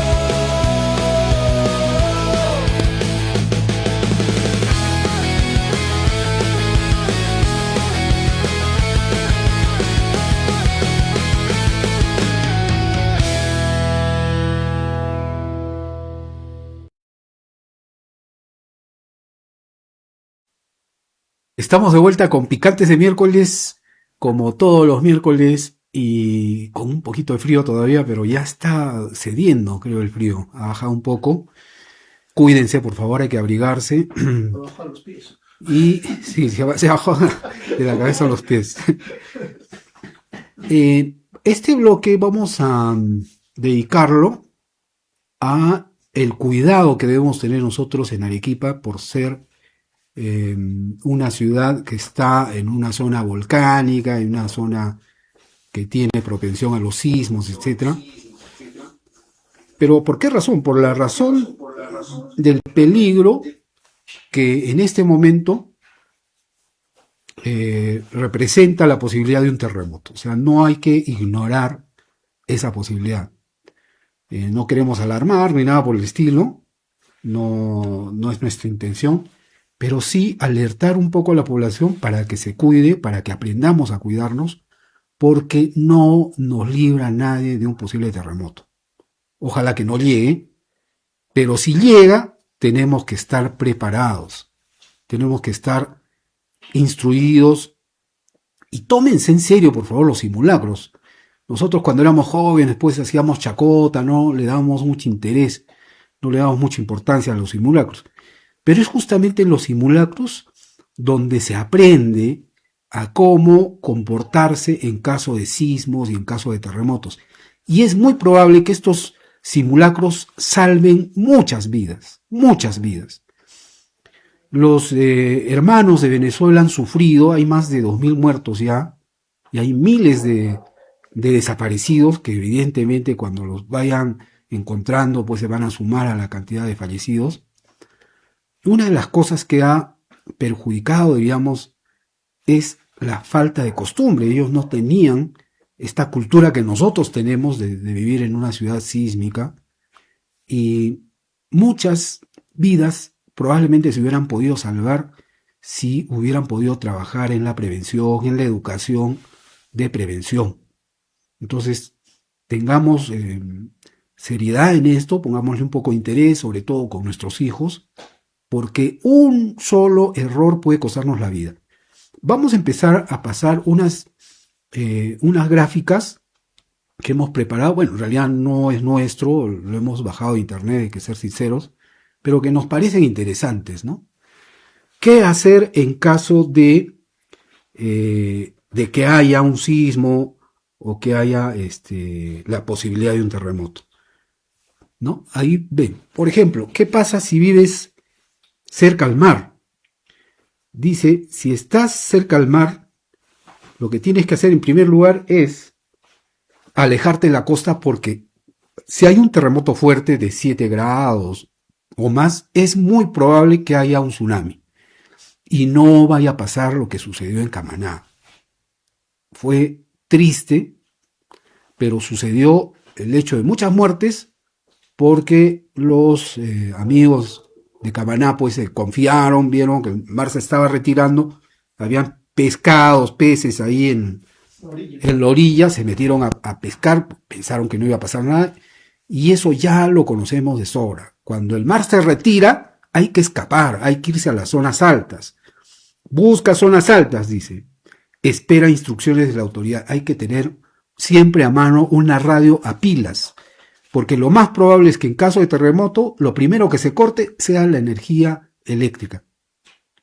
Y si no tenemos energía eléctrica y todos nuestros aparatos corresponden a la energía eléctrica, tenemos problemas. No vamos a poder comunicarnos, no vamos a poder escuchar noticias, los televisores están apagados. Una radio a pilas, por favor.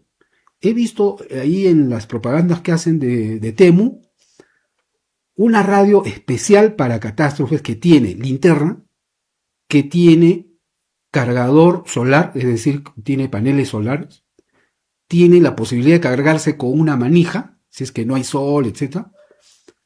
Tiene iluminación amplia, o sea, aparte de la linterna tiene una iluminación para lectura o algo así, y tiene su radio. Y todo eso funciona con una batería que se puede cargar por el sol, por la manija o enchufando directamente un cargador. Esas cositas no están muy caras. Búsquenlas ahí en las tiendas de importación chinas y cómprense, o en el peor de los casos, una radio a baterías. Yo en mis épocas pues habían estas radios con pilas Radiovac, pues ya no creo que hayan esas. Entonces, eso. Siguiente lámina, por favor, Johan. No sé cuál es el orden, pero bueno, ahí te he mandado. Si estás dentro de un edificio, ¿qué puedes hacer si estás dentro de un edificio y empieza el sismo? Cuando empieza el sismo, en primer lugar, no sabemos si va a escalar a terremoto o se va a quedar en un grado menor. Entonces, pero hay que prevenir, pues, ¿no? O sea, si nosotros pensamos en que va a ser terremoto, podremos salvarnos. Lo primero que hay que hacer es agachar y ponerse de cuclillas. Cubrirse la cabeza y el cuello, sobre todo, debajo de una mesa, de un escritorio o lo que sea, que pueda proteger de caídas, porque no se va a caer, probablemente se caiga todo el edificio, pero normalmente se caen pedazos de pared, de techo, etc. Entonces, una mesa tranquilamente puede protegernos de roturas de cabeza o de cuello. Sujétate, agarra con firmeza una estructura resistente. Para esto nosotros ya nos han enseñado en el colegio y en todos los simulacros Debemos conocer nuestras zonas seguras de la casa. ¿Y cuáles son las zonas seguras? Donde hay columnas. Las columnas van a soportar el sismo. Lo que se cae normalmente son las paredes o las losas. Las paredes porque no tienen una estructura metálica adentro, tienen solamente ladrillos. Los vidrios, las ventanas se pueden caer.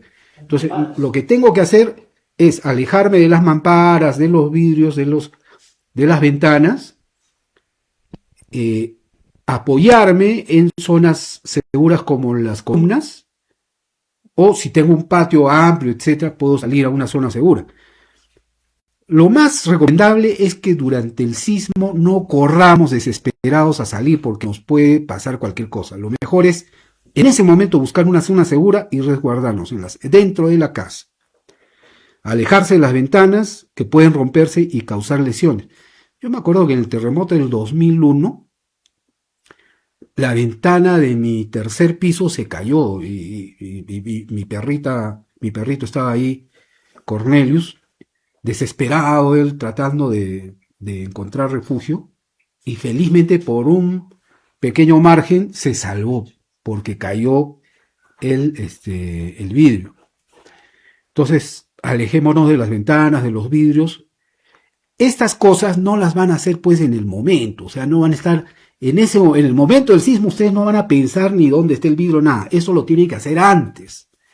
O sea, previamente ustedes en su casa, con sus hijos, con sus familiares, con el abuelito, con todos, tienen que hacer un reconocimiento de las zonas, tienen que conocer bien su casa y decir claramente, textualmente, este es un lugar seguro, que lo conozcan todos los niños, lo conozcan los ancianitos, de tal manera que cuando viene el sismo, ustedes ya no van a estar improvisando, no van a estar diciendo dónde está la columna, ya la saben. De preferencia, márquenla, ¿no? Pero por lo menos que ya sepan dónde están las columnas, cuáles son las zonas más seguras de la casa. Siguiente infografía, por favor. Ahí los chicos estaban diciendo que esas fotos son de Cintia. No, no es Cintia, es IA, es inteligencia artificial. No hagas esto. ¿Qué no debes hacer durante un sismo? No corras. Podrías caerte o lastimarte. No corras. Es lo primero que uno hace cuando tiene el sismo, pues se asustan, sobre todo los que no son de Arequipa, ¿no? Yo conozco pues por ahí algunos familiares limeños que a 3 grados ya están saliendo en calzoncillos, corriendo. No, hay que guardar la calma en primer lugar. Correr no te va a garantizar que te salves. Lo mejor es que, como tú ya sabes cuáles son las zonas seguras de tu casa, dentro de tu casa vayas a la zona segura. 2, no uses elevadores. Si estás en un edificio, no uses los ascensores porque se pueden quedar detenidos. ¿Por qué? Porque la estructura se va a mover, se va a deformar y obviamente el tubo que aloja a el ascensor, si se voltea o se quiebra, entonces la cápsula del elevador, del ascensor, obviamente va a quedar atorado, va a quedar atascado. O si es que no se cae, los muros que protegen, digamos, el cubículo, y ustedes quedarían atrás. O sea, no usen los elevadores, usen las escaleras. Si te agarran el elevador, mantener la calma. ¿No? Y mantener la calma. Si te agarran el elevador, pues hay que esperar nomás a que pase todo y no salgas mientras todo se mueve. Lo vuelvo a repetir, o sea, lo primero que hacemos es correr a la calle. No hagamos eso. Lo primero que hacer es la zona más próxima en tu casa o en tu cuarto. Es más, cada quien debe saber en su cuarto cuál es la zona más segura. ¿Dónde están las columnas? Eso lo deben conocer ustedes. Donde hay columnas y vigas, esa zona es segura. Lejos de las ventanas. Ahora, si no tengo yo ninguna información de esa, lo más seguro es debajo de la cama. Porque se ha demostrado que quienes sobreviven, cuando se levantan los escombros, normalmente están en lo que se llama el triángulo de seguridad. Les voy a poner un ejemplo visual. Suponiendo que esta sea una cama.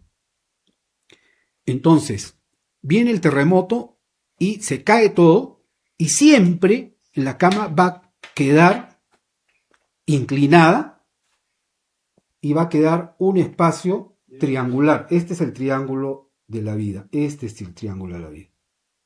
O sea, siempre va a quedar un espacio que no choque completamente al suelo. Tanto eso puede pasar con una mesa como con una cama.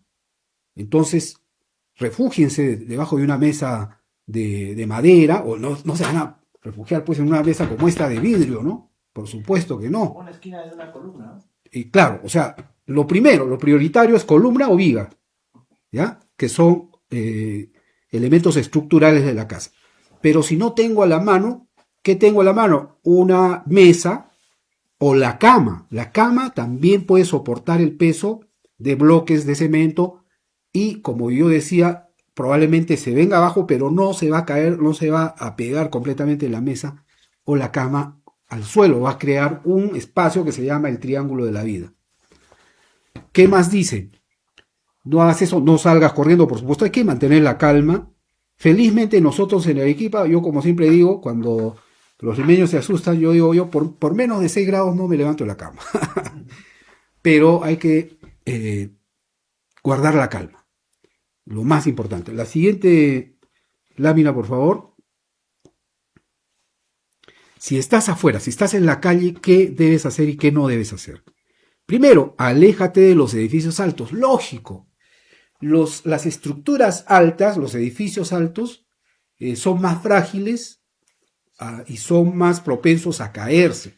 Pero no es necesario que se caiga todo el edificio. Lo que puede caerse primeramente son los vidrios de los edificios. Ustedes se han dado cuenta que los edificios, cuanto más altos son, tienen más vidrios o tienen menos estructuras. Entonces, lo más peligroso de los edificios son los vidrios. Imagínense que les caiga un pedazo de vidrio de una altura de 20, 30 metros. Eso es lo que hay que evitar, alejarse de los edificios. Después, evitar los postes y cables. ¿Por qué? No porque el poste se te puede caer encima. Puede suceder, sería tan pilla que te caiga el poste. Pero lo más peligroso es que cuando se rompen los cables, cuando el poste se cae, se rompen los cables eléctricos y es muy probable que toda esa zona se electrocute. Eso ya pasó en algunos lugares. Y cuando hay un cable de alta tensión, que en algunas zonas hay, no estamos hablando de 220 voltios, estamos hablando de 10.000 voltios o más. Entonces, que caiga al suelo un cable de alta tensión probablemente mate a mucha gente que esté cerca. Entonces, hay que alejarse de los postes y cables, sobre todo si hay cables de alta tensión o postes de alta tensión. ¿Cómo se ve? Es muy fácil. Cuando ustedes ven un poste donde hay un transformador grande arriba, una caja enorme, metálica, con cables, etc., ese transformador es probablemente un punto donde se transforme la alta tensión, la electricidad peligrosa, a baja tensión, que es la electricidad que distribuye a las casas. Aléjense de esos aparatos, aléjense de esos postes que tienen esos transformadores. Busca un área abierta. Lo más seguro, en un caso de terremoto, cuando estamos fuera de la casa, es buscar áreas amplias, plazas, parques, avenidas al centro de la vida, calculando un poco, pues que más o menos si se cae el vidrio, no caiga cerca a nosotros. Entonces alejémonos de eso y miremos a nuestro alrededor, que no hayan postes, todo eso. Eso es lo más seguro, buscar un área abierta. Otro, creo que ya no hay más, son 7. No sé si. Ya. Estamos en el 5, ¿no? 4. Ahora pasamos al 5. Si vas manejando, si el terremoto te agarra manejando, primero, detente en un lugar seguro, no continúes, porque a veces uno dice, ¡ay, mi casa! Mi televisor se va a caer. No, lo primero que tengo que hacer es aparcarnos en un lugar más o menos seguro, próximo, y quedarnos ahí. No salir del vehículo, mantenerse dentro. Evita puentes y túneles, porque evidentemente un túnel se puede caer y el puente también se puede caer. Entonces, evitemos túneles y puentes y aparquémonos. Siguiente, por favor, porque ya estamos... la protagonista de las infografías está reclamando, dice que más rápido. Cuando termine, ¿qué vas a hacer cuando termine el terremoto? Prepárate para las réplicas, porque termina el terremoto y se supone que de todas maneras vienen réplicas, menores o mayores. Entonces, si acaba el terremoto, yo salí ileso, me refugié en mi columna, en mi área segura, se calma, entonces tengo un pequeño espacio de tiempo, no para regresar a mi casa y buscar mis joyas, no. Tengo ese espacio de tiempo para salir de la zona, para salir de la casa y buscar refugio en una zona abierta, en un área, en un parque o al centro de la avenida, qué sé yo. Para eso es ese momento, no para ir a buscar la platita que tenía bajo el colchón o no. No vayan a cometer ese error. Es esos minutos, esos segundos de pausa entre el sismo principal y las réplicas, es el momento que tenemos nosotros para evacuar la zona de peligro, para escapar a una zona más segura.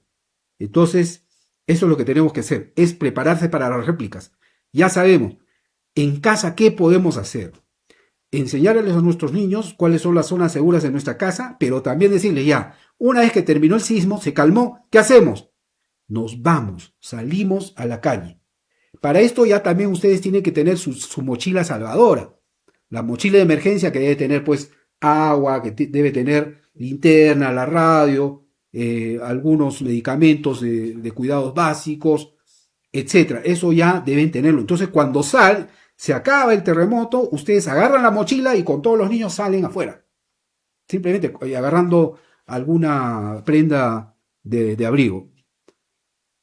La calma, la preparación y la información pueden salvar vidas. Y finalmente, las 7.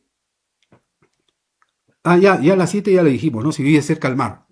Ya. Esta infografía es una guía fácil de cómo comunicarte con tus familiares ante un desastre natural. Para escuchar mensajes de tus familiares, ojo, en este momento no hay luz. Se supone que el sistema de internet todo ha colapsado. Pero hay la forma más básica mediante mensajes de texto que podemos hacer es marcar en el celular el 119 más el 2 y más el signo más y el número del familiar. Y de esa manera le podemos mandar un mensaje de texto muy breve diciendo estoy bien, ¿ya? O estoy en peligro, qué sé yo, cualquier mensaje breve, ¿ya?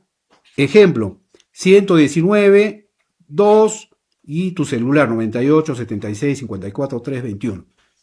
¿Ya? Marcas ahí y podrás dejar un mensaje en audio a esta persona, decirle, mamá, papá, estoy bien, no te preocupes. 2. Dejar un mensaje para tu familia. Si estás bien, quieres avisar, marca el 119 más 1 y ahí puedes dejar un mensaje en texto, muy breve tiene que ser, estoy bien, estoy en casa o estoy bien, ya estoy llegando. Acá tienen una lista de números importantes en el Perú. La policía, el 105, el SAMU, el 106, información de salud, 113, defensa civil, 115, bomberos, 116, mensajes de emergencia, 119, los que hemos ya mencionado. Policía de carretera, 110, Cruz Roja Peruana, ahí está el teléfono, pero ese teléfono me parece que corresponde a Lima. Pero en todo el Perú funcionan los demás. Esta información, nosotros cumplimos con nuestra labor. Creo que es importante que nos preparemos, que estemos preparados, que pensemos, ya dejemos de bromas, porque a veces uno dice, pues como yo siempre digo, yo no me paro por menos de 7 grados. Dejemos un poquito atrás las bromas y hagamos conciencia de la prevención. Felizmente Arequipa es una de las ciudades más preparadas. Me consta a mí que la gente responde a los simulacros. Yo he visto en otros lugares se burlan de los simulacros, no hacen caso. En Arequipa sí tenemos un poco esa conciencia.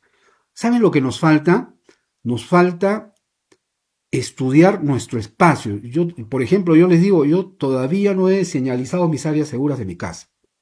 Entonces, eso es la primera tarea. En nuestra casa, ¿ya? Ver cuáles son las áreas seguras, cuáles son las áreas de evacuación, cuáles son las áreas prohibidas. Sobre todo, decirles, de ninguna manera te acerques acá porque está la mampara de vidrio. o no te acerques acá donde está la ventana grande, el ventanal. Ese tipo de cosas. Creo que hemos hecho un programa bastante nutrido.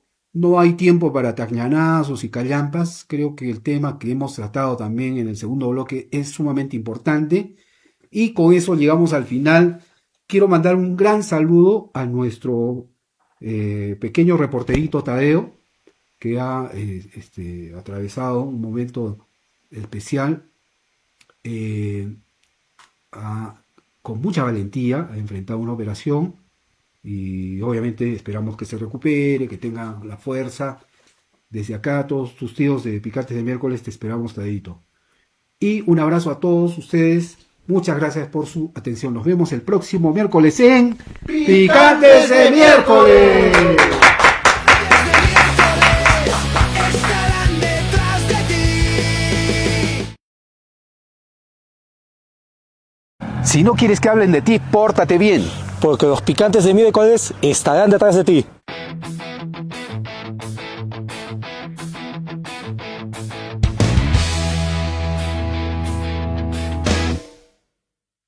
Si no quieres que hable de ti, pórtate bien, porque los picantes de miércoles estará detrás de ti.